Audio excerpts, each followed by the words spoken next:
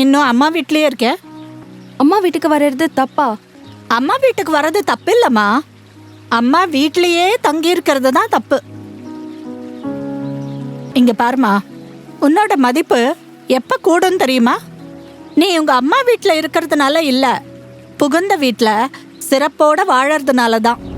ஆண்டவரோட பார்வையில் எது பிரியம்னா, நீங்க குடும்பமா வாழ்றதா அவருக்கு பிரியம். திருமணமாகும் வரைக்கும் தான் பிள்ளைகளை வளர்க்க முடியும். அதன் பிறகு புகுந்த வீடு தான் நிரந்தரம். இனி சாகும் வரைக்கும் இந்த உறவை பிரிக்க முடியாது. ஆரம்பத்தில் கொஞ்சம் கஷ்டமா இருந்தால் அப்புறம் இதுதான் என் வீடு, என் கணவர், என் பிள்ளை, என் குடும்பம், அது வந்து விடும். அதனால இதுதான் உண்மை. அருமையான மகளை கர்த்தர் உன்னோடு பேசுறா. போங்க, கணவரோடு கூட போய் சேர்ந்து வாழுங்க. அம்மா வீடு இல்லை, நமக்கு நிரந்தரம் கணவன் வீடு தான்.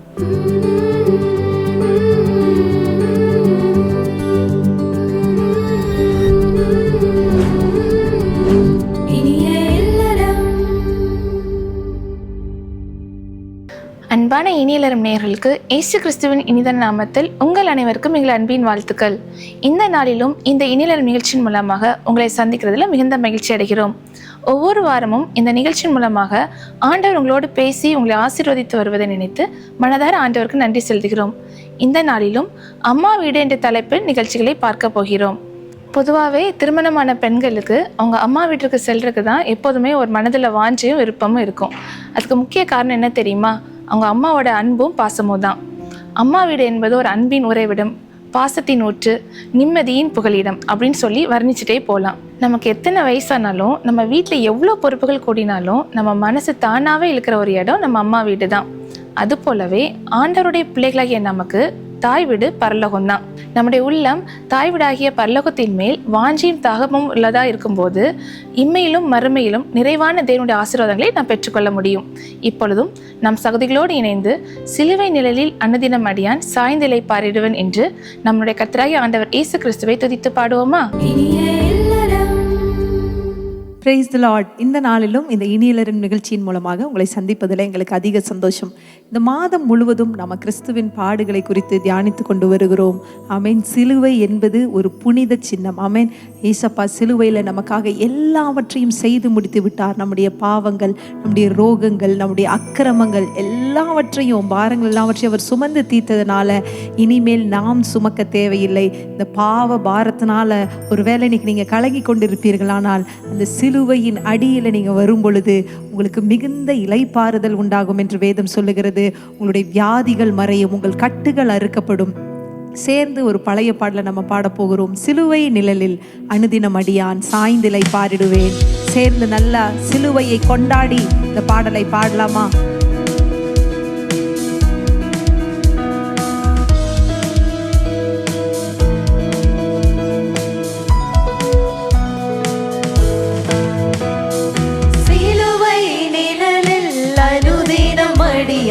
சாய்ந்திலை பாரிடுவேன். சிலுவை நிழலில் அனுதினம் அடியான் சாய்ந்திலை பாரிடுவேன். சிலுவையின் அன்பின் மறைவில், கிருபையின் இனிய நிழலில், சிலுவையின் அன்பின் மறைவில், கிருபையின் இனிய நிழலில்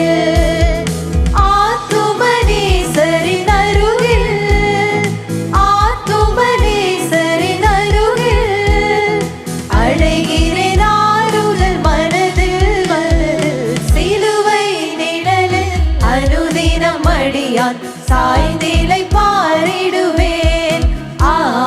சிலுவை நிழலில் அனுதினம் அடியான் சாய்ந்திலை பாரிடுவேன். பாவ பார சுமையதால் சோர்ந்து தளர்ந்து என் ஜீவியமே. பாவ பார சுமையதால் சோர்ந்து தளர்ந்த என் ஜீவியமே. வந்ததினால் சிறந்த சந்தோஷம் கண்டதினால், சிலுவை அண்டை வந்ததினால் சிறந்த சந்தோஷம் கண்டதினால், இழைப்படையாது மேலோகம், இழைப்படை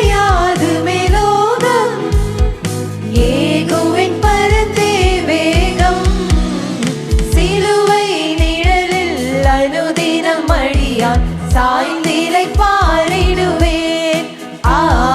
சிலுவை நிழலில் அனுதினம் அடியான் சாய்ந்திலை பாரிடுவேன். இன்பம் சுரந்திடும் திருமொழி கேட்டேன், இன்னல்கள் மறந்திடுவேன். இன்பம் சுரந்திடும் திருமொழி கேட்டேன், இன்னல்கள் மறந்திடுவேன். திருமறையின் இசை நாதம், தேனிலும் இனிய வேதம். திருமறையின் இசை நாதம், தேனிலும் இனிய வேதம். தருமெனக்கானந்த சந்தோஷம், தருமெனக்கானந்த சந்தோஷம்.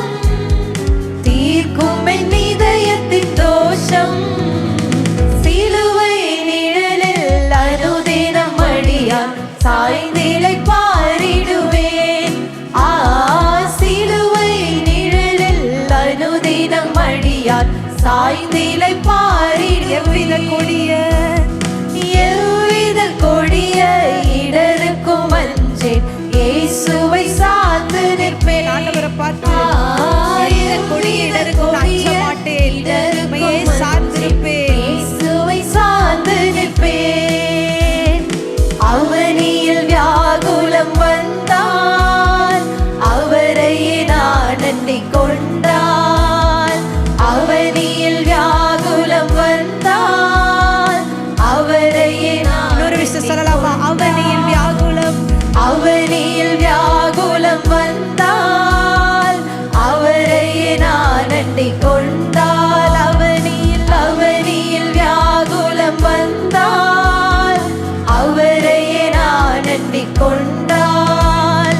அலை மிக மோதிடும் அந்நாள், அலை மிக மோதிடும் அந்நாள்.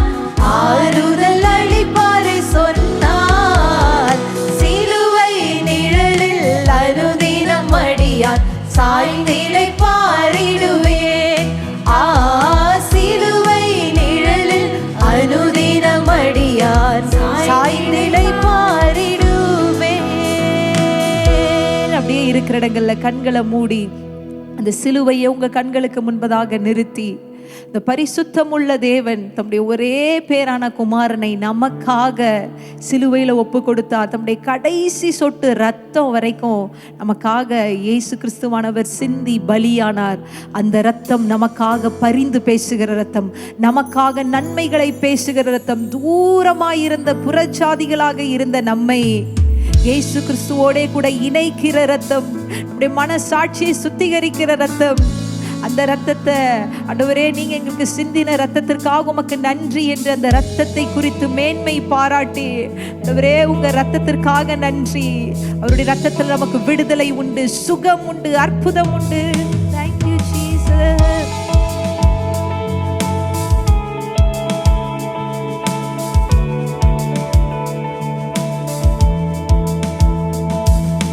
ரத்தமே சிந்தப்பட்ட ரத்தமே, விலையேற பெற்ற வல்ல ரத்தமே. இயேசு கிறிஸ்துவின் ரத்தமே, எனக்கு விலையாக சிந்தப்பட்டதே. சொல்லுவோமா? ரத்தமே, ரத்தமே சிந்தப்பட்ட ரத்தமே, விலையேற பெற்ற வல்ல ரத்தமே. இயேசு கிறிஸ்துவின் ரத்தமே, எனக்கு விலையாக சிந்தப்பட்டதே. ரத்தமே சிந்தப்பட்ட ரத்தமே, விலையேற பெற்ற ரத்தமே.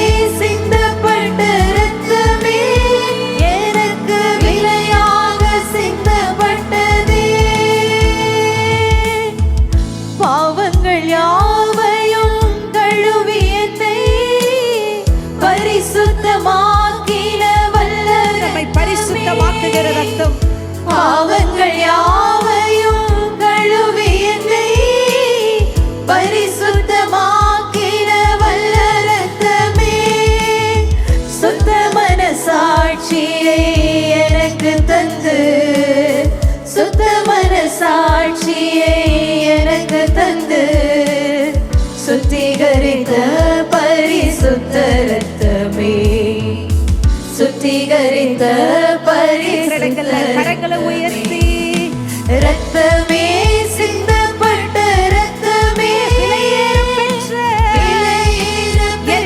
கிறிஸ்துவின் விலையாக, ரத்தமே, சிந்தப்பட்ட ரத்தமே, எனக்கு விலையாக சிந்தப்பட்டதே ரத்தமே, ரத்தமே, சிந்தப்பட்ட ரத்தமே, விலையேற பெற்ற ரத்தமே, ரத்தமே, சிந்தப்பட்ட ரத்தமே, நமக்கு விலையாக சிந்தப்பட்டதே. தூரமான புற ஜாதி எனக்கு சொந்தமென்ற உறவை தந்த ரத்தமே, தூரமான புற ஜாதி எனக்கு சொந்தமென்ற உறவை தந்த ரத்தமே, ஜீவனுள்ள புதிய மார்க்கத்தினுள், ஜீவனுள்ள புதிய மார்க்கத்தினுள் பிரவேசிக்க தைரியம் தந்த ரத்தமே, பிரவேசிக்க தைரியம் தந்த ரத்தமே, ரத்தமே, சிந்தப்பட்ட ரத்தமே, விலையேற பெற்ற ரத்தமே, ரத்தமே, சிந்தப்பட்ட ரத்தமே, எனக்கு விலையாக சிந்தப்பட்டதே ரத்தமே, ரத்தமே, சிந்தப்பட்ட எனக்காக பரிந்து பேசு ரத்தம் விலையேற பெற்ற ரத்தமே, ரத்தமே, சிந்தப்பட்ட ரத்தமே, எனக்கு விலையாக கடைசியா ஒருவர் ரத்தமே, சிந்தப்பட்ட ரத்தமே, விலையேற பெற்ற ரத்தமே, ரத்தமே, சிந்தப்பட்ட ரத்தமே, எனக்கு விலையாக சிந்தப்பட்டதே. எனக்காக விலையாக சிந்தப்பட்ட ரத்தம். கிரயத்திற்கு கொல்லப்பட்டவர்கள் நாம். அவருடைய ரத்தத்தினாலே தூரமாய் இருந்த நாம் அவருக்கு சமீபமாக மாறினோம். ஆண்டவரே, உடைய ரத்தத்திற்காக உமக்கு நாங்கள் நன்றி செலுத்துகிறோம். ஆண்டவரே, இந்த நாட்கள்ல உடைய பரிசுத்த ரத்தம் எங்களை இன்னும் பரிசுத்தமாகட்டும், எங்களை இன்னும் தகுதிப்படுத்தட்டும். இயேசுவின் நாமத்தில் எங்க துதி ஸ்தோத்திரங்களை ஏறெடுக்கிறோம். நல்ல தகப்பனே, ஆமென். இயேசு கிறிஸ்துவின் ரத்தம் கல்வாரி சிலுவையில் நமக்கு விலையாக சிந்தப்பட்டது. நம்முடைய பாவங்கள் யாவும் கழுவி பரிசுத்தமாக்கும் வல்லமுள்ள ரத்தம் இயேசு கிறிஸ்துவின் ரத்தம். தினமும் இந்த கல்வாரி அன்பை நம்ம நினைவு கூறும்போது இயேசு கிறிஸ்து நம்ம மேல வச்ச அன்பை நம்ம உணர்ந்து கொள்ள முடியும். இப்பொழுதும் ஜோதிய கர்நாடகம் பார்ப்போமா?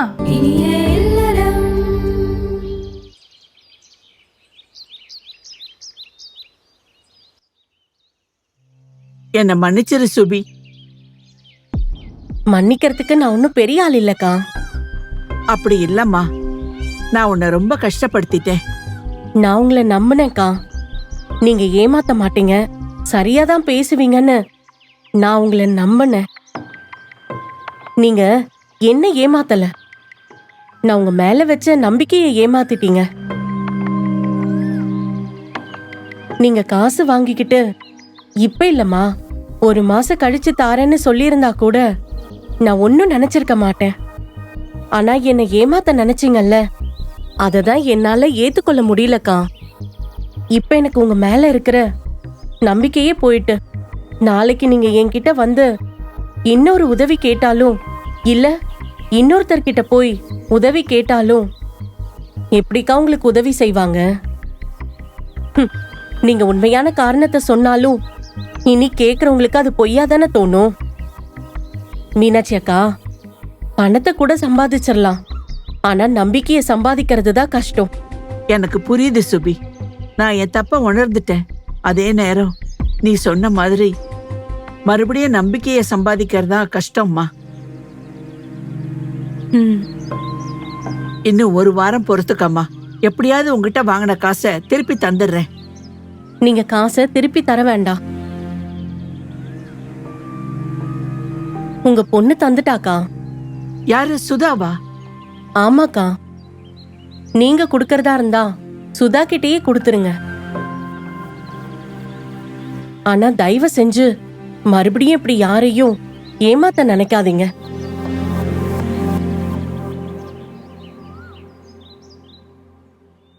என்ன மீனாட்சிக்கா, பிரச்சனை எல்லாம் இப்ப மாறிடுச்சா?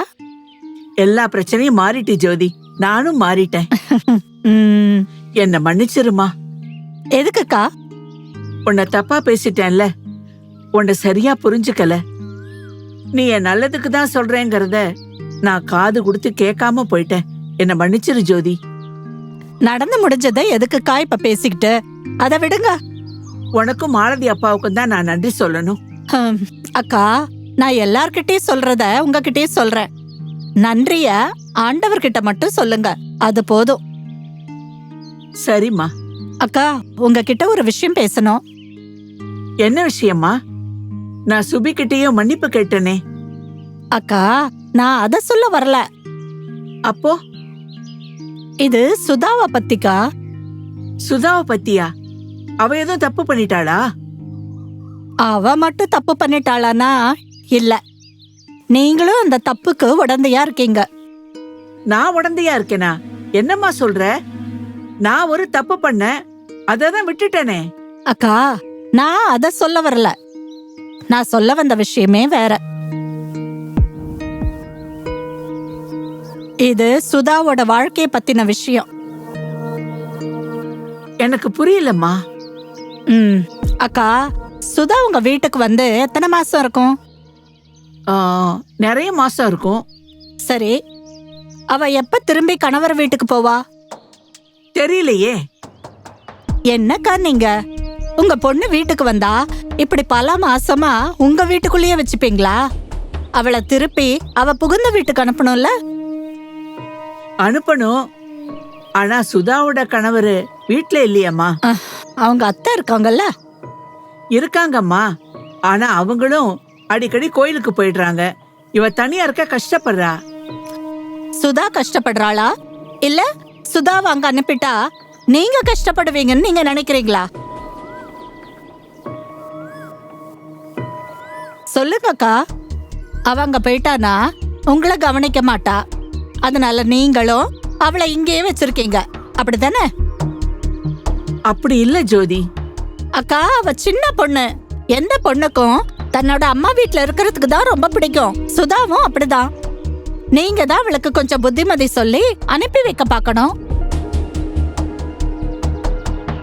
வெளியே எல்லாரும் என்ன பேசுறாங்கன்னு உங்களுக்கு தெரியுமா? தெரியும் ஜோதி. புருஷன்கிட்ட சண்டை போட்டுக்கிட்டு உங்க பொண்ணு வீட்டுக்கு வந்துட்டாளான்னு என்கிட்டயே கேக்குறாங்க. என்னக்கா நீங்க, உங்ககிட்டயே இப்படி கேட்டிருக்காங்க, அதுக்கப்புறமாவும் சுதாவை நீங்க இன்னும் வீட்டுல வச்சிருக்கீங்களே? அக்கா, பிறந்த வீட்டுக்கு வரலாம், ஆனாலும் என்ன இருந்தாலும் ஒரு பொண்ணு புகுந்த வீட்டுல இருக்கிறது தான் அழகு. சரி ஜோதி, நான் பேசி பாக்குறேன். சரிக்கா. என்ன சுதா, எப்படி இருக்க? நல்லா இருக்கேண்ணே. இன்னைக்கு வேலைக்கு போலையா? இல்லண்ணே, இன்னைக்கு ஆபீஸ் லீவு. இப்ப எங்கம்மா வேலை பாக்குற? அதே ஆபீஸ்ல தானே. அப்படியா? எதுக்குன்னு கேக்குறீங்க? சும்மா தான் கேட்டம்மா. ஆமா, உன்னை ரொம்ப நாளா உங்க அம்மா வீட்டுல தான் பாக்குறேன். உன் புருஷன் வீட்டுக்கு போன மாதிரியே தெரியல. போவேண்ணே, அவர் வெளியில போயிருக்காருல்ல, அதனாலதான் அம்மா வீட்டுல இருக்கேன். இத்தனை மாசமாவா? இல்ல, எத்தனை மாசம் ஆனாலும் அம்மா வீட்டுல இருக்கலான்னு சொல்ல வந்த. நான் கிளம்புறேண்ணே, எனக்கு கொஞ்சம் வேலை இருக்கு.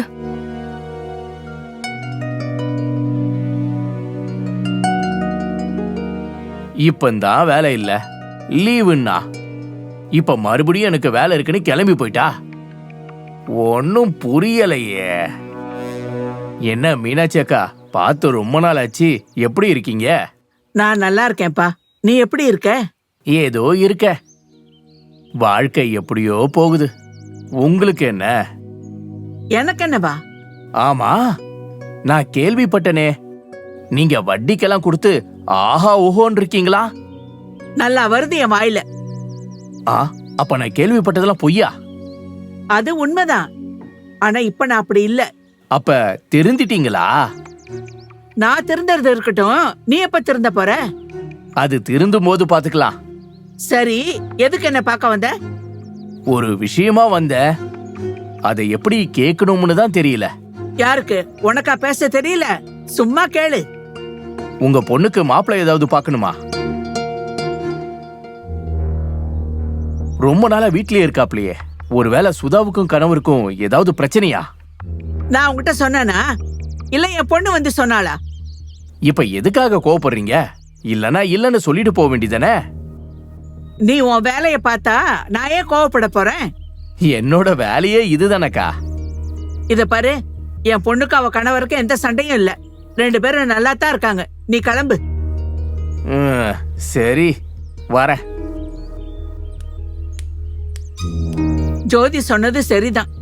முதல்ல சுதா கிட்ட பேசி அவளை அவ புருஷன் வீட்டுக்கு அனுப்பிட வேண்டியதுதான்.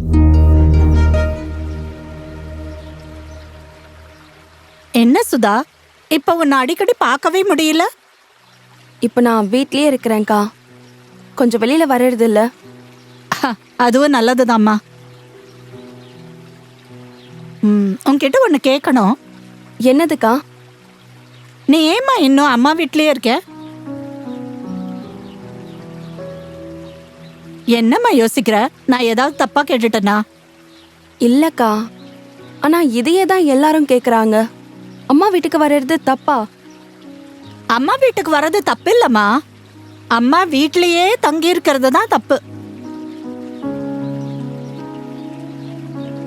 இங்க பாருமா, உன்னோட மதிப்பு எப்ப கூடும் தெரியுமா?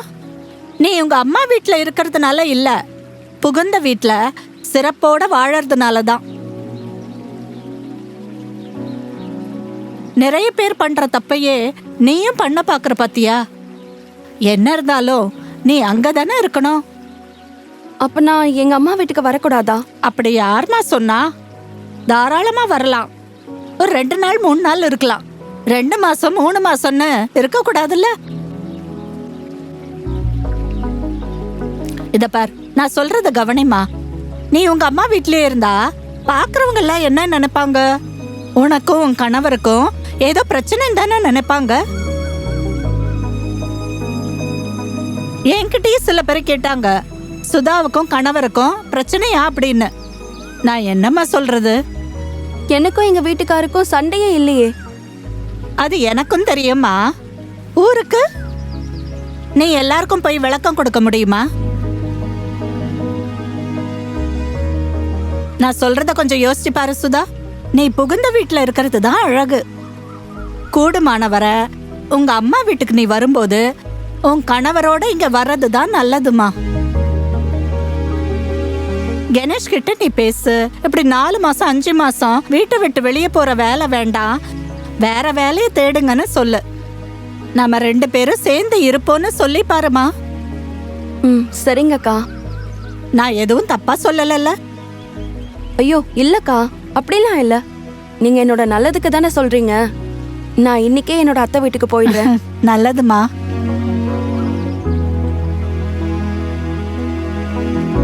சுதா வரட்டும். இன்னைக்கு எப்படியாவது பேசி அவளை அவ கணவர் வீட்டுக்கு அனுப்பிட வேண்டியதுதான்.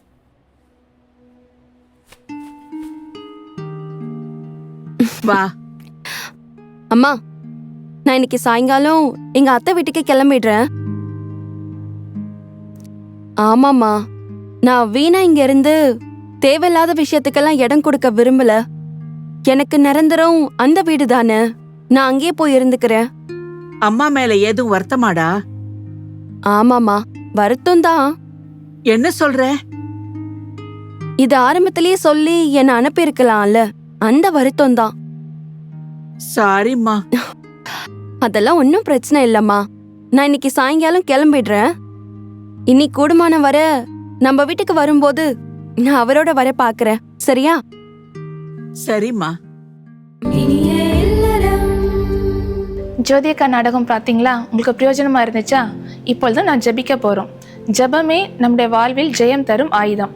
ஜெபமே நம்ம சந்தித்து வருகிற எல்லா பிரச்சனைகளுக்கும் தீர்வு. இப்பொழுதும் நம் சகோதரிகளோடு இணைந்து நம்முடைய குடும்பங்களின் ஆசீர்வாதத்திற்காக ஜெபிக்க போகிறோம்.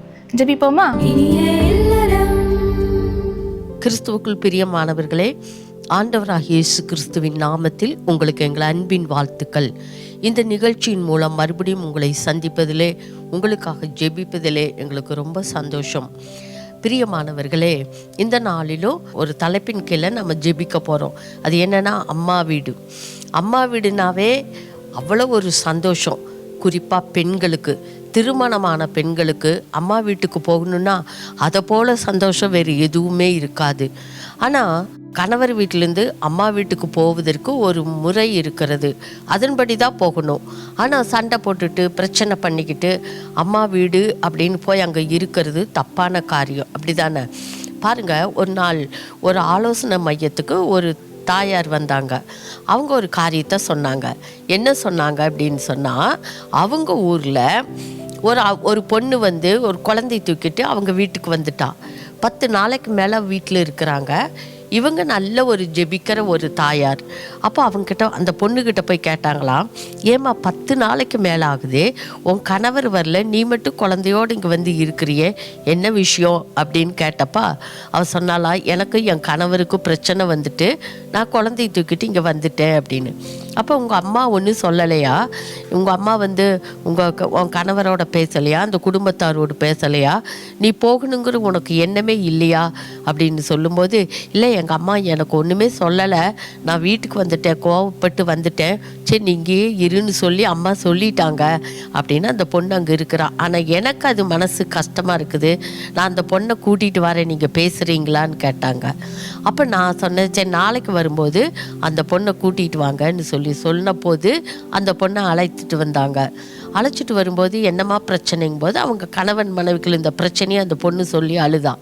அப்போ நான் சொன்னேன், உங்களுக்குள்ள கணவன் மனைவிக்குள்ள பிரச்சனை வந்துட்டா நீ புறப்பட்டு குழந்தைய தூக்கி தாய் வீட்டுக்கு வர்றதா முடிவா?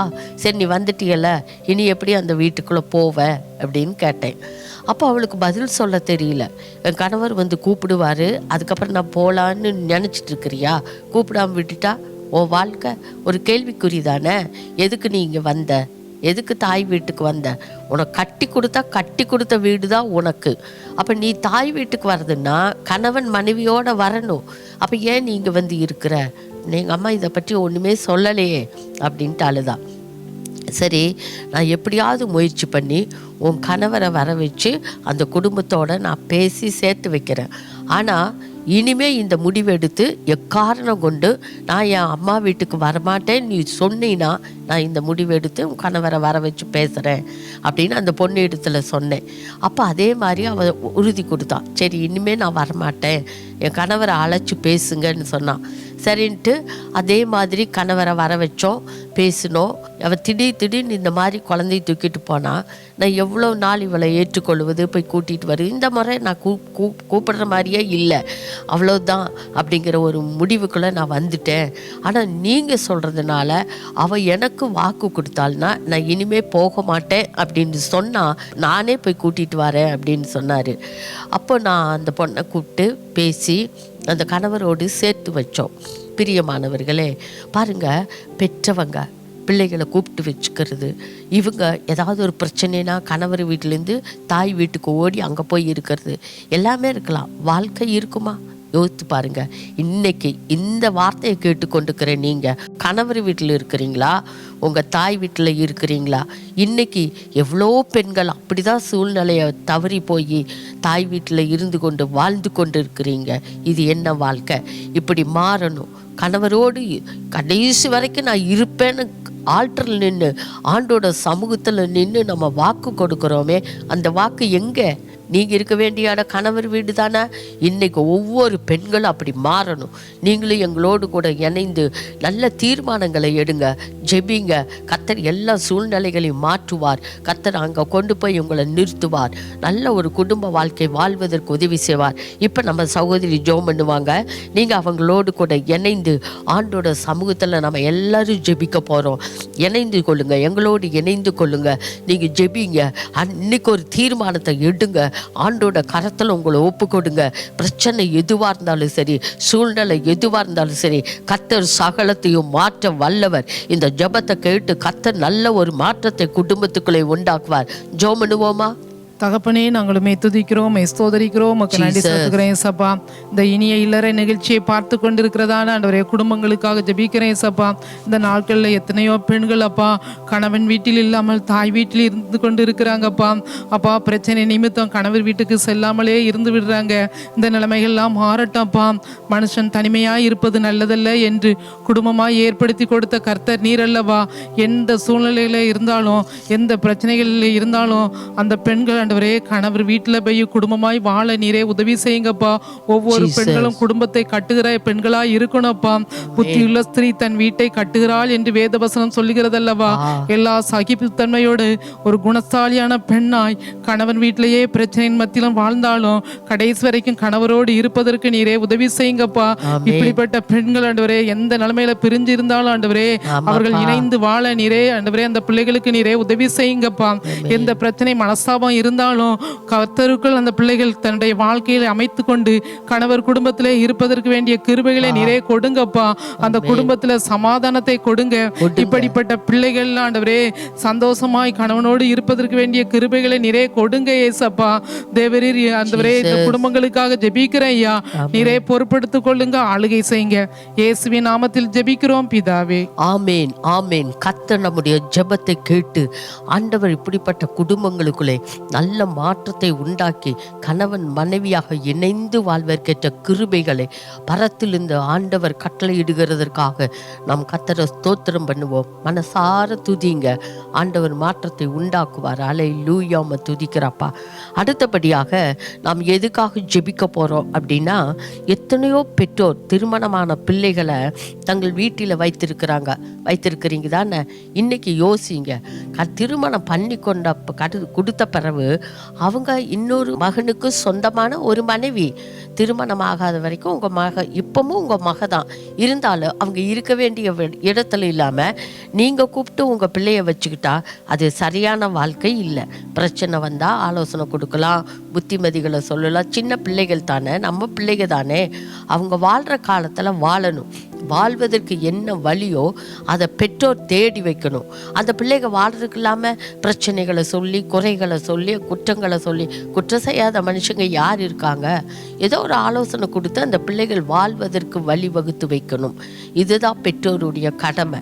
அப்போ இன்னைக்கு நிறைய பெற்றோர்கள் பிள்ளைகளுக்கு ஒரு காரியம்னா உடனே கூட்டிகிட்டு வந்து வீட்டில் வச்சா என்ன காரியம்? பிள்ளைகள் வாழாமல் இருக்கிற காரணம் பெற்றோர்கள் தான். அவங்க மாறணுங்கிறதுக்காக சகோதரி ஜெபம் பண்ணுவாங்க. நம்ம இணைந்து ஜெபம் பண்ணுவோம். தகப்பனே, நாங்களுமே துதிக்கிறோம், உமக்கு நன்றி செலுத்துகிறப்பா. இந்த நிகழ்ச்சியை பார்த்து கொண்டிருக்கிறதான் ஆண்டவரே பெற்றோர்களுக்காக ஜெபிக்கிற ஐயா. தகப்பனே, எத்தனையோ ஆண்டவரே பிள்ளைகள் தங்களுடைய பெற்றோரிடத்தில் ஆண்டவரே சப்பா அவருடைய வாழ்க்கையிலே காணப்படுகிறதான சின்ன சின்ன பிரச்சனைகளை சொல்லும் பொழுது ஆண்டவரே அநேக பெற்றோர்கள் ஆண்டவரே பிள்ளைகளுக்கு நல்ல ஆலோசனைகளை கொடுக்காதபடி ஆண்டவரே தவறான ஆலோசனைகளை கொடுத்தது நிமித்தம் ஆண்டவரே எத்தனையோ குடும்பங்கள் இந்த நாட்களிலே பிரிக்கப்பட்ட நிலைமையில் இருக்கிறது ஆண்டவரே. இசப்பா, எந்தெந்த குடும்பங்கள் இந்த நாட்களிலே பிரிக்கப்பட்ட நிலைமையில் இருக்கிறது ஆண்டவரே அந்த குடும்பங்களை எல்லாம் கர்த்தர் இணைக்கும்படிக்கு நாங்கள் ஜெபிக்கிறப்பா. விசேஷமாய் பெற்றோர்களுக்காக ஜெபிக்கிறையா.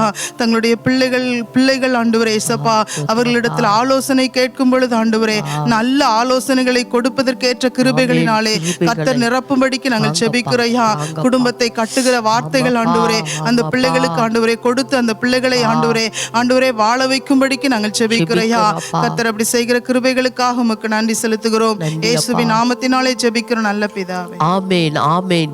கர்த்தர் நம்முடைய பாரமுள்ள ஜெபத்தை கேட்டு கர்த்தர் குடும்பங்களுக்குள்ளே நல்ல மன மாற்றத்தை உண்டாக்குகிறபடியினால், குறிப்பா பெற்றோர்களுக்குள்ளே ஒரு மாற்றத்தை உண்டாக்குகிறபடியினால் கர்த்தருக்கு நன்றி சொல்லுவோம். அல்லேலூயா, துதிக்கிற அப்பா ஸ்தோத்திரிக்கிறோம். குடும்பத்தை இணைத்தவர் கர்த்தர். ஆனால் குடும்பத்தை பிரிக்கிறவன் பிசாசு. இன்னைக்கு உங்கள் குடும்பம் பிரிஞ்சிருக்குதா? அது ஆண்டவரால் ஏற்படுத்தப்பட்ட காரியம் அல்ல. பிசாசு திருடன் திருடவும் அழிக்கவும் கொல்லவும் வருகிறான், வேறொன்றுக்கும் வரான் என்று வேதத்தில் எழுதப்பட்டிருக்குது. அப்போ சாத்தான் தான் குடும்பத்தை பிரிக்கிறவன். அவன் வாழ்றது அவனுக்கு பிடிக்காது. அப்போ குழப்பத்தை, பிரச்சனைகளை, சமாதான குறைவுகளை ஏதோ உண்டாக்கி அவன் பிரிக்கிறான். இந்த காரியத்தை நம்ம விடக்கூடாது. இன்னைக்கு அந்த கிரிகள் முடக்கப்படணும், அந்த கிரிகள் கட்டப்படணும். அது மாத்திரம் இல்லை, இன்னைக்கு கணவர் அந்த உங்கள் மனைவி அம்மா வீட்டுக்கு போவதற்கு காரணம் அவங்க மாத்திரம்னு நினைக்காதீங்க. நீங்களும் ஒரு காரணமா. அவங்க திருமணம் செய்து நல்லா வாழட்டும் தான் பெண் வீட்டிலேருந்து உங்களுக்கு கொடுத்து திருமணம் பண்ணினாங்க. நீங்கள் உங்கள் மனைவியை சரியாக வச்சுருந்தா அவங்க ஏன் அம்மா வீட்டுக்கு போகிறாங்க? போக மாட்டாங்க. நீங்களும் கூட ஒரு காரணமாக இருக்கலாம். இன்னைக்கு ஆண்டோட சமூகத்தில் நினச்சி பார்த்து அர்ப்பணிங்க. சகோதரி ஜெபம் பண்ணுவாங்க.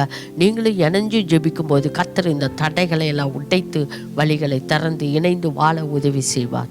தகப்பனே மை ஸ்தோத்திரிக்கிற ஆண்டவரே, ஸ்தோத்திரப்பா. முத்தப்பா இந்த நாள்ல அநேக ஆண்டவரே சகோதரமார்கள் ஆண்டவரே மனைவியை பிரிந்து காணப்பட்டு வாழ்ந்து கொண்டிருக்கிறார்கள். ஆண்டவரே இந்த குடும்பத்தை ஆண்டவரே பிரிக்க நினைக்கிற பொல்லாத ஆவிகளை இயேசுவின் நாமத்தினாலே நாங்கள் கட்டுகிறோம். அவருடைய கிரியைகள் அழிக்கப்படுவதாக, குடும்பங்கள் கட்டப்படும்படியாய் ஜெபிக்கிறோம். ஆண்டவரே இயேசுவின் நாமத்தினாலே அவங்க ஒரே சரீரமாய் செயல்பட உதவி செய்யுங்க. ஆண்டவரே கர்த்தருடைய வல்லமை குடும்பத்துக்குள்ளே கடந்து போவதாக, கணவன் மனைவியுமா இணைந்து வாழக்கூடிய கிருபை உண்டாகட்டும். அதை பிரிக்க நினைக்கிற எல்லா மனுஷிக ஆவிகள், பொல்லாத பிசாசினுடைய கிரியைகள் எல்லாம் இயேசுவின் நாமத்தினாலே அழிக்கப்பட்டு போகும்படிக்கு ஜெபிக்கிறோம். இந்த நாள்ல எங்களோடு இணைந்து ஜெபிக்கிற ஒவ்வொரு பிள்ளைகளும் ஆண்டவரே அப்படி பிரிந்து போன நிலைமையில இருப்பார்கள் என்றால் கர்த்தர் அவர்களை தொடுவீராக. அவர்கள் தங்களை ஒப்பு கொடுக்கிறவர்களாய் மாற்றுங்க. ஆண்டவரே அப்பா, என் கணவனை பிரிந்து வாழ்கிறேன், என் பிள்ளைகளை பிரிந்து வாழ்கிறேன், என் மனைவியை பிரிந்து வாழ்கிறேன், என் குடும்பத்தை நான் விட்டு நான் வாழ்கிறேன் என்று சொல்லி கண்ணீரோடு ஒப்பு கொடுத்து ஜெபிக்கிற ஒவ்வொருவரையும் கர்த்தர் நீங்க தொடுவீராக. இயேசுவின் நாமத்தினாலே அவங்க குடும்பமாய் வாழக்கூடிய கிருபை உண்டாகட்டும். ஆண்டவரே திருமணத்துக்கு பிறகு ஆண்டவரே அவர் தனி நபர்களாக அல்ல ஆண்டவரே அப்பா, ஒரே சரீரமாய் ஆண்டவரே அப்பா அவங்க வாழ நீங்க உதவி செய்வீராக. கணவன் மனைவி ஆண்டவரே பிள்ளைகளை கனப்படுத்துகிற பிள்ளைகளாய் மாற்றுங்கப்பா. பெற்றோர் ஆண்டவரே மற்றவர்களை கனப்படுத்துகிறவர்களாய் மாற்றுவீராக. இந்த குடும்பத்துல ஒரு சமாதானம் உண்டாகட்டும். இந்த பொல்லாத பிசாசு இந்த குடும்பத்துக்குள்ளே கை வைக்க கூடாது. சமாதானத்தை கெடுக்கிற எல்லா ஆவிகளையும் இப்பொழுதே நசரனாகிய இயேசுவின் நாமத்தினாலே நாங்கள் கட்டிந்து அப்புறப்படுத்துகிறோம். அப்பா உம்முடைய வல்லமை ஒவ்வொரு குடும்பத்துக்குள்ளே பாய்ந்து செல்லும்படியாய் ஜெபிக்கிறோம். ஒவ்வொரு குடும்பத்தை நீங்க ஆசீர்வதிங்க. உங்க ஆளுகைக்குள்ள ஒப்பு கொடுத்து ஜெபிக்கிறோம். இயேசுவின் மூலம் ஜெபிக்கிறோம் எங்க நல்ல பிதாவே. ஆமென், ஆமென். கர்த்தர் மெய்யாகவே நம்முடைய ஜெபத்தை கேட்டு இப்படிப்பட்ட பிரிந்து கிடக்கிற, இடிந்து கிடக்கிற இந்த குடும்பங்களை எல்லாம் கர்த்தர் ஒருங்கிணைத்து சமாதானத்தினாலும் சந்தோஷத்தினாலும் நிரப்புகிறபடினால் கர்த்தருக்கு நன்றி, கர்த்தருக்கு நன்றி. தகப்பனே எங்க ஜெபங்களெல்லாம் கேட்டீங்கப்பா.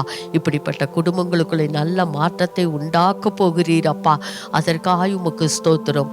உங்களுக்கே மகிமை. இயேசுவின் நாமத்தில் ஜெபிக்கிறோம் நல்ல பிதாவே. ஆமேன், ஆமேன். பிரியமானவர்களே, ஜெப நேரத்தை ஆண்டவர் ஆசீர்வதித்து தந்தார். நம்ம விசுவாசத்தோடு வேண்டிக் கொண்டபடியால் நாம் ஜெபித்த ஒவ்வொரு ஜெபத்திற்கும் நிச்சயமாக தேவன் பதில் கொடுப்பார். இப்பொழுதும் சகோதரர் மோகன் சிலாஸ்ரஸ் அவர்களின் சிறப்பு செய்தியின் தொகுப்பை பார்ப்போமா? பாருங்கள், உங்களுடைய கணவர் உங்க மேல பிரியம் வைக்கணும், ஆசை வைக்கணும், அன்பு வைக்கணுமானா நீங்க செய்ய வேண்டிய ஒரு காரியம் இருக்கிறாரு. உங்கள் ஜனத்தையும் உங்கள் தகப்பன் வீட்டையும் மறக்கணும். நீங்கள் அதை நினைத்து கொண்டே புகுந்து வீட்டுக்குள்ளே வரக்கூடாது. அதை மறக்கணும் அப்படின்னு வேத வசனம் சொல்லுகிறாரு. அதுக்காக தாய் தகப்பனையே நம்ம மறந்துட்டு தொடர்பு கொள்ளாமல் இருக்கணும் என்கிற அர்த்தத்தில் வசனம் சொல்லவில்லை.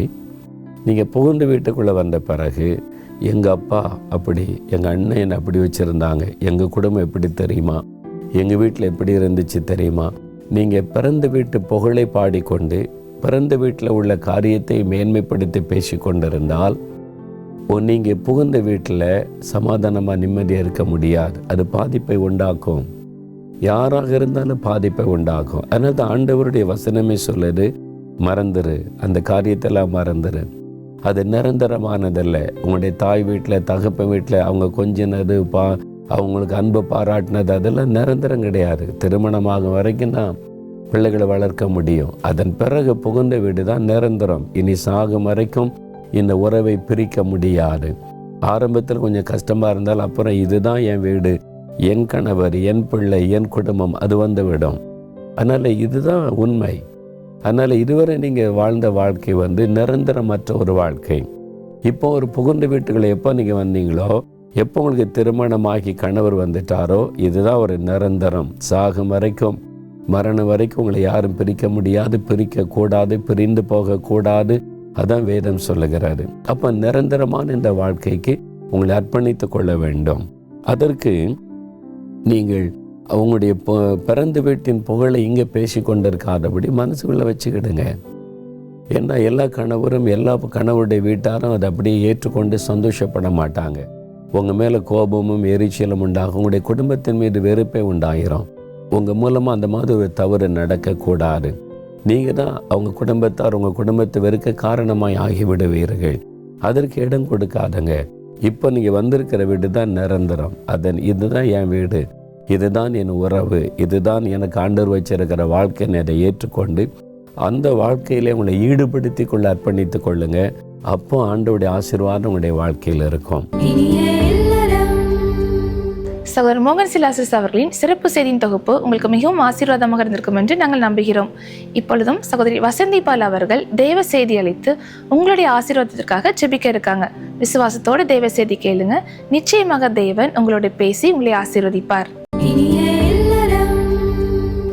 கிறிஸ்துவுக்குள் பிரியமானவர்களே, இயேசு கிறிஸ்துவின் இனிதான நாமத்தில் உங்கள் அனைவருக்கும் எங்களுடைய அன்பின் வாழ்த்துக்கள்.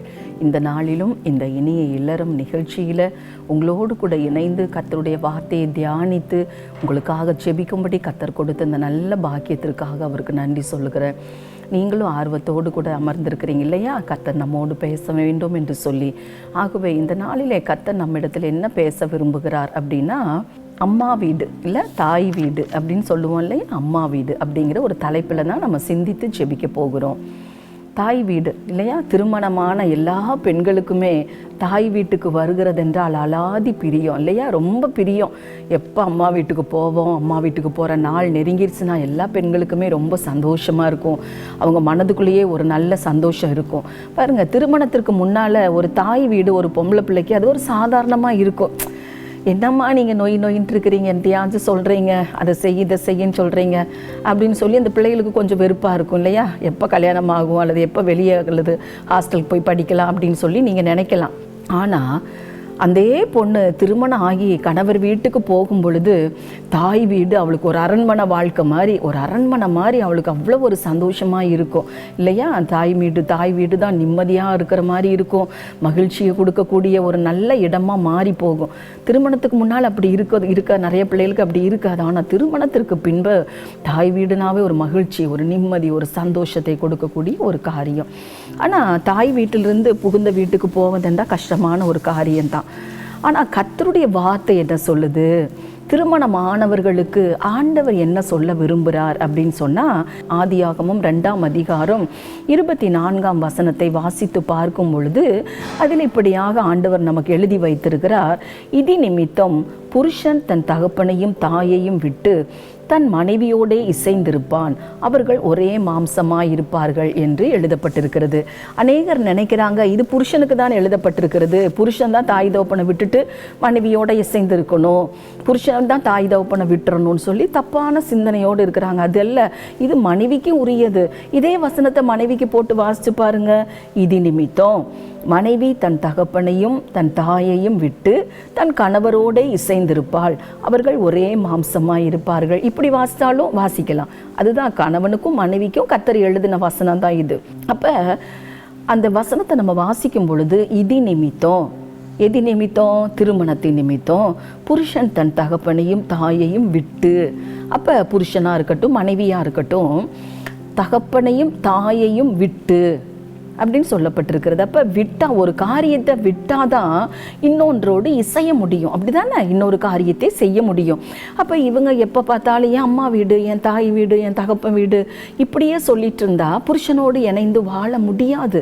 ஆகவே தான் ஆண்டவர் சொல்லுகிறார், திருமணம் ஆயிட்டாவே இது நிமித்தம், திருமணத்தின் நிமித்தம் புருஷனாக இருக்கட்டும், மனைவியாக இருக்கட்டும், என்ன செய்யணும்? மனைவியோடு புருஷன் இணைந்திருக்கணும், புருஷனோடு மனைவி இசைந்து ஒரே மாம்சமாக இருப்பார்கள், ஒரே சரீரம். அப்போ இதை பிரிக்கிறதுக்கு இன்றைக்கு பல சக்திகள் பிசாசு பிரிக்குது பாருங்க. கணவன் வீட்டார் பிரிக்கிறாங்க, மனைவி வீட்டார் பிரிக்கிறாங்க, இப்படி பல காரியங்கள் நடந்து கொண்டு இருக்கிறது. பெண் பிள்ளைகளும் இணைக்கப்பட்ட அந்த இணைப்பிலிருந்து தாய் வீட்டுக்கு வந்துடணும். ஒரு சின்ன தவறு நடந்துட்டா கூட உடனே அம்மா வீட்டுக்கு வந்துடுறாங்க இல்லையா? அப்படியெல்லாம் நிறைய காரியங்கள் சம்பவிக்குது. வேதத்தில் ஒரு அருமையான மகளை குறித்து எழுதப்பட்டிருக்கிறது. திருமணமான பிறகு பெண்கள் கணவரோடு எப்படி வாழணும், கணவருக்கு ஏற்றவர்களாக எப்படி இருக்க வேண்டும் என்று இல்லை ரெபேக்காள் ஒரு உதாரணமாக எழுதப்பட்டிருக்கிறா. ஒரு நல்ல மாடல் இல்லை ரெபேக்காள். அவளை குறித்து ஆதியாகமம் 24ஆம் அதிகாரம் 54ஆம் வசனத்திலிருந்து 67ஆம் வசனம் வரைக்கும் நம்ம வாசிக்கும் பொழுது அந்த அதிகாரம் முழுவதும் அது அவங்க ரெபேக்காளுடைய காரியத்தை தான் எழுதப்பட்டிருக்கிறது. அந்த பெண் இப்போ எலையாசர் பெண் பார்க்க போகிறாரு, ஆபிரகாம்கிட்ட உடன்படிக்கை பண்ணிட்டு போகிறாங்க. அந்த ஊரில் போய் அந்த ஆண்டவர்கிட்ட ஜெபிக்கிறான். ஒரு துறவனை நின்று அவன் ஜெபிக்கும் பொழுது ஜெபித்தபடியே ஆண்டவர் ரெபேக்காளை கொண்டு வந்து விடுகிறார். ரெபேக்காட்ட கேட்குறா, உன் வீட்டில் அந்த ஒட்டகம் தங்கறதுக்கு தண்ணி கேட்ட எனக்கு குடிக்க தண்ணி கேட்டு அப்புறம் அவனுக்கு கொடுத்தோன்னே ஒட்டகங்களுக்கும் நான் கொண்டு வார்க்கிறேன்னு சொல்லி அவன் ஜெபித்த மாதிரியே கர்த்தர் அந்த பெண்ணை பேச வைத்து இல்லை அப்படியெல்லாம் காரியங்கள் இதில் எழுதப்பட்டிருக்கிறது. அதுக்கப்புறம் உங்கள் வீட்டில் நான் தங்க இடம் உண்டான்னு கேட்டு அங்கே போகிறாங்க. ஒட்டகத்தை எல்லாம் அவுத்து அங்கே எல்லாமே காரியங்கள் நடக்குது. ஒட்டகத்துக்கு தீனி போடுறாங்க, அவங்களுக்கு விருந்து வைக்கிறாங்க. அப்பொழுது அந்த எலையாசர் சொல்லுகிறாரு, நான் வந்த காரியத்தை சொல்லும் முன் சாப்பிட மாட்டேன்னு சொல்லி வந்த காரியத்தை சொல்லுகிறாங்க. அப்பொழுது நடந்த காரியத்தை பாருங்கள். அன்றைக்கி எல்லாம் சரி ஓகே எல்லாம் சொல்லி படுத்துட்டாங்க. காலையில் எழுந்திருந்து 55ஆம் வசனத்தில் பாருங்கள். அப்போ சொல்கிறாங்க, அந்த காலையில் எழுந்து அந்த மனுஷன் அந்த இளையசர் சொல்கிறார், என் எஜமானத்துக்கு என்னை அனுப்பிவிடுங்க, நான் போகட்டும் அப்படிங்கும்போது அப்போ அவள் சகோதரன் ரெபேக்காளுடைய சகோதரனும் அவள் தாயும் 10 நாளாகிலும் அந்த பெண் எங்களோடு இருக்கட்டும், இத்தனை வருஷம் நாங்கள் பெற்று வளர்த்துட்டோம். அந்த பெற்றோர் சொல்கிறாங்க, அவன் சகோதரன் சொல்லுகிறாங்க, 10 நாளாவது பெண் எங்கள் கூட இருக்கட்டும், பிற்பாடு போகலாங்கிறாங்க. அதற்கு அந்த இளையசர் கர்த்தரின் பிரயாணத்தை வாக்கி பண்ணும்போது நீங்கள் தடை செய்யாதுருங்க, நான் எஜமான்கிட்ட போகணும், என்னை அனுப்பிவிடுங்கன்னு கேட்கும் பொழுது அந்த குடும்பத்தார், அந்த தாயி தகப்பன், ரெபேக்காளுடைய தாயி தகப்பன் சகோதரன் எல்லாரும் அவளை அழைத்து பெண்ணினுடைய வாய்ப்பிறப்ப கேட்போன்னு சொல்லிட்டு கேட்குறாங்க. அப்போ 58ஆம் வசனம் சொல்லுகிறது, ரெபேக்காளை அழைத்து நீ இந்த மனிதனோடு கூட போகிறாயா என்று கேட்டார்கள். அவள் போகிறேன் என்றா. பாருங்க, போகிறேன், உடனே போகிறேங்கிறா. அப்போ அவளுக்கு புருஷன் யாருன்னே தெரியாது. ஈசாக்காவை பார்த்ததே கிடையாது. இந்த காலமாட்ட மொபைலில் வச்சுருந்தாங்களா மாப்பிள்ளை போட்டாவை பார்க்கறதுக்கு? இல்லை, யாருன்னே தெரியாது. இப்படி ஒரு அவங்க உறவு தான். ஆனால் ஈசாக்கை அவள் ரெபேக்காள் பார்க்கவே இல்லை. ஆனால் அவள் சொல்கிறா, முன்பின் தெரியாத எலையேசரோடு கூட தன் கணவன் வீட்டுக்கு போகிறதுக்கு புறப்பட்டுட்டான். அப்போ நீங்கள் நல்லா யோசிக்கணும் இல்லையா? மனைவி தன் தகப்பனையும் தாயையும் விட்டு தன் புருஷனோடு இசைந்திருக்கணும்னு நம்ம பார்த்தோம் இல்லையா? அதே போல் இந்த ரெபேக்காள் தன் தகப்பனை விட்டு, தாயை விட்டு, சகோதரனை விட்டு, சொந்த பந்தங்களை விட்டு, தன் ஊரை விட்டு, தன்னுடைய வீட்டை விட்டு, இனஜன பந்துக்களை விட்டு எங்கே புறப்பட்டுட்டா? கணவன் வீட்டுக்கு புறப்பட்டுட்டா. உடனே அவன் நான் போகிறேன்ட்டா. அப்போ உடனே போகிறா. போய் அவன் கணவனோடு சேர்ந்து வாழ்கிறா. ஈசாக்கு இடத்துல அவள் போனதுனால அவனுக்கு ஒரு ஆறுதல் கிடைச்சது. அவன் ஏற்கனவே சாராள் தன் தாய் இழந்த துக்கத்தோடு இருக்கிறான் ஈசாக்கு. இந்த ரெபேக்காள் போய் அந்த தாயினுடைய இடத்தை நிரப்பினாள். அது நிமித்தம் ஈசாக்குக்குள்ளே ஒரு ஆறுதல் வந்தது. எனக்கு அன்பான சகோதரிமாரே, நீங்கள் எப்படி இருக்கிறீங்க? திருமணமாகி கணவர் வீட்டில் சந்தோஷமாக எவ்வளோ பிரச்சனை வந்தாலும் எவ்வளோ பாடு வந்தாலும் கணவரோடு கூட இசைந்து வாழ்கிறீர்களா? அவருடைய நன்மை தீமை நல்லது கெட்டது எல்லாவற்றிலும் இசைந்து அவர்களுக்கு உதவியாக இருக்கிறீங்களா? ஆறுதலாக இருக்கிறீங்களா? யோசித்து பார்க்கணும். இல்லாவிட்டால் ரெபேக்காளுடைய வாழ்வு நமக்கு ஒரு உதாரணமாக இருக்கிறது. அதன்படி நம்மை அர்ப்பணித்து கொள்ள வேண்டும். பாருங்க, இன்றைக்கு பெண் பிள்ளைங்க ஒரு சின்ன தப்பு, மாமியார் ஏதாவது ஒரு வார்த்தை பேசிட்டு உடனே என்ன செஞ்சிடறாங்க? அம்மா வீட்டுக்கு புறப்பட்டுறாங்க. அப்படி இருக்கக்கூடாது. கர்த்தர் அதை விரும்பவும் இல்லை. அதற்காக கணவனை மனைவி இணைக்கவும் இல்லை. ஆகவே தாய் வீடு பிள்ளைக்கு மேன்மைதான். தாய் வீடுனா சந்தோஷம்தான். ஆனால் புகுந்த வீடு தான் ஒரு பெண் பிள்ளைக்கு, திருமணமான பெண் பிள்ளைக்கு அதுதான் வீடு. அதுதான் என்னைக்கு அந்த வீட்டுக்கு திருமணம் ஆகி போனாலோ அந்த வீடு தான் அவள் வீடு. அதை ஏற்றுக்கொண்டு சந்தோஷமாய் என்ன பிரச்சனை வந்தாலும், பாடு வந்தாலும், உபத்திரம் வந்தாலும் ஜெபித்து ஜெயம் எடுக்கிற பொண்ணு தான் கர்த்தர் விரும்புகிற ஒரு நல்ல மனைவியாக, ஒரு நல்ல சகோதரியாக, நல்ல மகளாக இருக்க முடியும். ஆகவே கர்த்தர் அதைத்தான் சொல்லியிருக்கிறார். பாருங்க, ஒரு வாலிப மகன் செபிக்கும்படி வந்தாங்க. அவனுக்கு திருமணமாகி ஒரு குழந்தை இருக்கிறது. அவங்க அம்மா, அந்த மகனுடைய தாயார், இந்த மருமகளிடத்தில் ஏதோ சொல்லிவிட்டார், ஒரு வார்த்தை பேசி விட்டாங்க. இதை வைத்து கொண்டு அந்த கணவனிடத்தில் பிரச்சனை பண்ணிட்டு, ஒரு நாள் அவங்க கணவர் வேலைக்கு, அந்த மகன் வேலைக்கு போனதுக்கப்புறம் இந்த மகள் புறப்பட்டு சொல்லாமல் கொள்ளாமல் தாய் வீட்டுக்கு வந்துட்டா. இந்த மகன் வந்து பார்க்கும் பொழுது மனைவியும் பிள்ளைகளும் இல்லை. அவங்க ரொம்ப வருத்தம். ஐயோன்னு சொல்லிட்டு ஃபோன் போட்டு பேசினா எடுக்கவே மாட்டேங்கிறாங்க. மெசேஜ் அனுப்புனா பதில் கிடையாது. அப்புறம் எத்தனையோ பெரியவங்களை விட்டு பேசினாங்க. இந்த மகனே போனா வழிஞ்சு ஐயோ எப்படி மனைவி பிள்ளையோடு சேர்ந்து வாழணும்னு சொல்லி எவ்வளவோ பிரயாசப்பட்டாங்க. சமாதானம் பண்ணிடணும்னு சொல்லி, பிள்ளைங்க சேர்ந்து வாழ்ந்துடணும்னு எத்தனையோ பிரயாசப்பட்டாங்க. மக பிடிவாதமாக நான் வரைய மாட்டேன்னு சொல்லி இருந்துட்டான். நாளடைவில் நாள் ஆக ஆக அந்த குழந்தைய கூட காட்டாமல் மறைத்து வைத்து விட்டாள். இது நிமித்தம் அந்த மகனுடைய மனநல பாதிக்கப்பட்டு ஒரு பைத்தியம் போல் அப்படியே பாவமாக இருந்தது. வந்து அடிக்கிறான், செவுத்த குத்துறான், டேபிளை போட்டு அடிக்கிறான். மனைவி பிள்ளைய பார்க்கணும், எனக்கு என்னமோ பண்ணுது, ஐயோ என்னை சேர்த்து வைங்க, நான் என் பிள்ளைய பார்க்கணும்னு சொல்லி அவ்வளோ கதறினான். எனக்கு அன்பான மகளே, வாலிப மகளே, திருமணமான மகளே, தாய் வீட்டில் இருக்கிறீங்கள, எத்தனை பேர் இன்றைக்கு இருக்கிறீங்க கணவனை விட்டு பிரிந்து குழந்தைய கூட காட்டாமல் வச்சிருக்கிறீங்களே, எவ்வளோ பாவம். யோசித்து பாருங்க. கர்த்தருடைய கட்டளையை நம்ம மீறுறோம், கர்த்தர் சொன்ன வார்த்தையை நம்ம மீறுறோம். இன்னைக்கு எத்தனை கணவன்மார் இன்றைக்கு வேதனையோடு இருக்கிறான். தாய்மார் யோசிக்கணும். பெண் பிள்ளையை திருமணம் செய்து கொடுத்துட்டா அவ கணவனோடு வாழணும், இதை சொல்லி அனுப்பணும். இதே மாதிரி இன்னொரு குடும்பம் பாருங்க, அவங்க கணவன் வீட்டில் பிரச்சனை தான், அந்த மகளுக்கு உண்மையாகவே பிரச்சனை. அப்பாட்ட ஃபோன் பண்ணி சொல்லுவா, அப்பா சொல்லுவாங்க, உன்னை கட்டி கொடுத்தாச்சு, இது உனக்கு இனி உன் புருஷன் வீடு தான், அங்கே நல்லது இருக்கும் கெட்டது இருக்கும், பிரச்சனை இருக்கும், பாடுகள் இருக்கும், எல்லாமே இருக்கும், அதை அனுசரித்து வாழணும், நீ வரக்கூடாது, அங்கேயே இருக்கணும்னு சொல்லி கொடுத்தாங்க. ஆனால் இந்த தகப்பன் தாய் எப்படி, அந்த தகப்பன் தாய் எப்படி, பிள்ளை வந்து இருந்தோன்னே வச்சுக்கிட்டாங்க. இன்றைக்கு எத்தனை குடும்பங்கள் இப்படி பிரிந்து கிடக்கிறது. தாய் வீட்டில் அம்மா வீட்டிலேயே கிடக்கிறாங்க. மாசக்கணக்கா, வாரக்கணக்கா, இல்லை வருஷக்கணக்காக போய் உட்காந்துக்கிறாங்க. எத்தனை வாலிப பிள்ளைங்க இன்னைக்கு அலையிறாங்க, பசங்க அலையிறாங்க, மனைவி பிள்ளையோடு வாழ முடியல. அப்படி இருக்கவே கூடாது. ரூத்தை பாருங்க, வேதத்தில் புருஷன் இறந்துட்டாங்க. இனி நகோமியாகி அந்த மாமியாரோடு போகிறதுக்கு எந்த ஒரு வழியும் இல்லை. அவங்க போனால், அவ கூட போனால் என்ன வாழ்க்கை, ஒன்றுமே இல்லை. ஆனாலும் தன் மாமியாரோடு கூட போனான். கணவன் இல்லை, வாழ்க்கையே தொலைஞ்சிட்டு, வாழ்க்கையே அவ்வளவுதான். ஆனாலும் மாமியாரோடு கூட போனான். கர்த்தர் அதை கனப்படுத்தி அவருடைய வாழ்க்கையை கட்டி பாருங்க. இன்றைக்கு வரைக்கும் ரூத்தை குறித்து நம்ம தியானிக்கிறோம் இல்லையா, அவருடைய காரியங்களை குறித்து தியானிக்கிறோம். எனக்கு அன்பான பிள்ளைகளே, இன்றைக்கு ஆண்டவர் உங்களோடு கூட பேசி கொண்டிருக்கிறார். புருஷன் மரித்து போனாலும் மாமியாரை உறுதியாய் பற்றி கொண்டு போன ரூத்தை ஆசீர்வதித்த ஆண்டவர் இன்றைக்கு உங்கள் தாய் வீட்டிலிருந்து கணவன் வீட்டுக்கு வாங்க, தயவு செய்து வாங்க, உங்கள் கணவரோடு சேர்ந்து வாழுங்க. கர்த்தர் உங்களுக்கு கொடுத்த வாழ்க்கை இது நீங்களே உங்கள் கையால் இடித்து போடக்கூடாது. புத்தி இல்லாத ஸ்திரீ தன் கைகளினாலே தன் குடும்பத்தை இடித்து போடுகிறார். அப்படி நீங்கள் இருக்கக்கூடாது. தாய்மாரும் பிள்ளைக்கு சொல்லி, புத்திமதி சொல்லி கணவன் வீட்டுக்கு அனுப்பிவிடுங்க. இன்றைக்கு எத்தனை பெற்றோர் இன்றைக்கு வேதனையோடு கூட இருக்கிறாங்க பாருங்க. எத்தனை கணவன்மார் இன்றைக்கு பைத்தியம் பிடிச்சவங்களை போல் அலையிறாங்க. அப்படி இருக்கக்கூடாது. இந்த வார்த்தைகளை கேட்கிற யாராயிருந்தாலும் தயவுசெய்து தாய் தகப்பனாக இருந்தால் பிள்ளைக்கு புத்தி சொல்லி கணவன் வீட்டுக்கு அனுப்பி வைங்க. ஒருவேளை கணவனை விட்டு தாய் வீட்டில் வந்து அமர்ந்திருக்கிற பிள்ளையே, அருமையான மகளே, கர்த்தர் உன்னோடு பேசுகிறா, போங்க, கணவரோடு கூட போய் சேர்ந்து வாழுங்க. அம்மா வீடு இல்லை நமக்கு நிரந்தரம், கணவன் வீடு தான். திருமணமான பெண்களுக்கு கணவர் தான், அவங்க வீடு தான். ஆகவே இன்றைக்கு ஒரு தீர்மானத்தோடு கூட அர்ப்பணிங்க. ஆண்டவரே, நான் தவறு செய்துட்டேன், என் கணவரோடு கூட போய் சேர்ந்து வாழ எனக்கு வழிகளை தரங்க, என்னை ஒப்பு கொடுக்குறேன்னு சொல்லி நீங்கள் செபிக்கும் பொழுது கர்த்தர் உங்கள் வாழ்க்கையை கட்டுவார், உங்கள் குடும்பத்தை கட்டுவார். நம்மை அர்ப்பணித்து நம்ம செபிக்கலாமா? அன்பின் ஆண்டவரே, இந்த வார்த்தைகளை கேட்ட அருமையான பிள்ளைகளோடு கூட நீ பேசி இருக்கிறீரப்பா.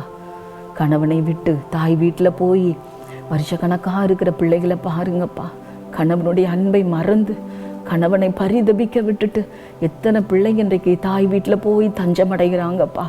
தாய்மாரும் அதை சொல்லி, பிள்ளையை சொல்லி கணவன் வீட்டுக்கு அனுப்பாமல் பிள்ளையை தன் வீட்டிலே வைத்து கொண்டிருக்கிறாங்க. இது நிமித்தம் எத்தனை வாலிப மகன்கள் பாதிக்கப்பட்டிருக்கிறாங்கப்பா. கர்த்தர் கிருபையாக இறங்குங்க. இப்படிப்பட்ட பிள்ளைகளுக்குள்ள ஒரு உணர்வை கொடுத்து ஆண்டவரே மறுபடியும் தன் கணவனோடு குடும்பமாக சேர்ந்து வாழக்கூடிய வழி வாசலை கர்த்தர் ஒவ்வொருவருக்கும் திறந்தருளுவீராக. பெண் பிள்ளைகளுக்குள்ளே கர்த்தர் பேசுவீராக, உணர்வை கொடுப்பீராக, அவர்களுக்குள்ள ஒரு மாற்றம் வரட்டும் என்று நாங்கள் ஜெபம் பண்ணுகிறோம்ப்பா. கணவனோடு கூட இசைந்து வாழ்ந்து உங்கள் திட்டத்தை நிறைவேற்ற உதவி செய்யுங்க. பொல்லாத சத்துரு கூட இன்றைக்கு கணவனையும் மனைவியும் பிரித்து வைத்திருக்கிறான்ப்பா.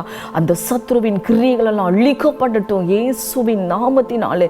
குடும்பங்களை பிரித்து வைத்திருக்கிற சத்துருவின் கிரியைகள் இயேசுவின் நாமத்தில் அழிக்கப்படட்டும். மிஸ் அண்டர்ஸ்டாண்டிங்ஸ் மாறட்டும். நல்ல ஒரு புரிந்து கொள்ளுதலை கணவன் மனைவிகளை கொடுப்பீராக. இளம் பிள்ளைகள் இன்றைக்கு வாழ வேண்டிய பிள்ளைகளப்பா, தனித்து அங்கும் இங்குமா இருக்கிறாங்க. கர்த்தர் நல்ல மாற்றங்களை சீக்கிரத்திலே உண்டாக்குங்க. பிள்ளைகள் சேர்ந்து வாழ்ந்து கர்த்தருடைய நாமத்தை துதிக்கும்படி கர்த்தர் அனுகிரகம் பண்ணுகிறதற்காக ஸ்தோத்திரப்பா. சீக்கிரத்திலே குடும்பங்களுக்குள்ளே நல்ல மாற்றங்கள் வரட்டும். உங்கள் அன்பின் கரங்களுக்குள்ளே ஒப்பு கொடுக்கிறோம் ஆண்டவர். நீ பொறுப்பெடுக்கிறதற்காக உமக்கு நன்றி செலுத்துகிறோம். இயேசு கிறிஸ்துவின் நாமத்தில் ஜெபிக்கிறோம். ஜெபம் கேளும் எங்கள் நல்ல பிதாவே, ஆமென். பிரியமானவர்களே, இந்த நிகழ்ச்சி உங்களுக்கு மிகவும் ஆசீர்வாதமாக இருந்திருக்கும் என்று கர்த்தருக்குள் விசுவாசிக்கிறோம். நீங்கள் பெற்றுக்கொண்ட நன்மைகளை எங்களுக்கு தெரியப்படுத்த மறவாதிருங்கள்.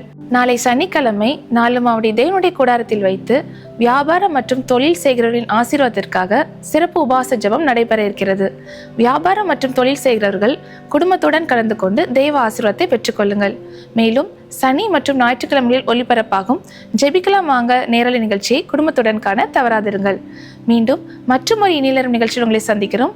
அதுவரை தேவ கிருபை உங்களோடு இருப்பதாக. For further details and prayer support, contact Jesus Redeems Ministries, Nalamavadi, Thuthukudi District, 628-211.